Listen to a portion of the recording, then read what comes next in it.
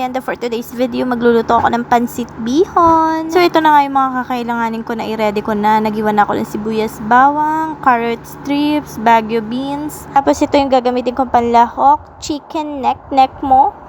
Pag bumibili kami ng chicken, tapos may napasamang neck part, hinihiwalay ko yun guys kasi pinanlalako ko lang yun sa mga gulay, panggisa, ganun. Tapos kapag may mga chicken skin, taba, hinihiwalay ko rin siya guys. At yun yung ginagamit kong panggisa. And yung manok nga na panggisa ko rito is may timpla na siya. Meron ng konting iodized salt, magic syrup, at konting pamintang durog. So, sinimulan ko ng magluto. Sa malinis na kawali, pinainit yung mantika at inilagay ko na yung chicken at eto na, luto na siya guys. Set aside ko muna tapos binawasan ko yung mantika.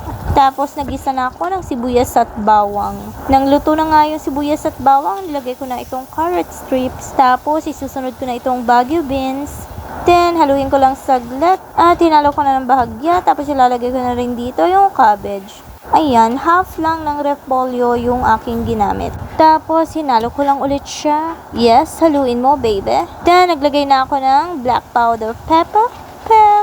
Very generous talaga ako maglagay ng pamintang durog guys kasi gusto ko nalalasahan ko yung paminta. Naglagay din ako dito ng konting seasoning magic syrup para yummy. Pagkatapos haluin ulit. And then lalagyan ko na ito ng, toyo. Tapos lalagyan ko ito ng konting suka. Tapos maglalagay ng tubig para hindi maalat. Kasi pakukuluan dyan ng pansit bihon. At ito nga guys, maya ay kumukulo na itong mga gulay. Pag nagluluto nga ako ng pansit ay hinihiwalay ko ang gulay kapag napakuluan ko na to ng isang beses. Yes, isang beses lang dahil ayoko siyang ma-overcook. At set aside muna si gulay. Then next naman is nilagay ko na itong pansit bihon. Sa pansit bihon, kapag nagluluto ako guys, ay binababad ko na siya sa tubig.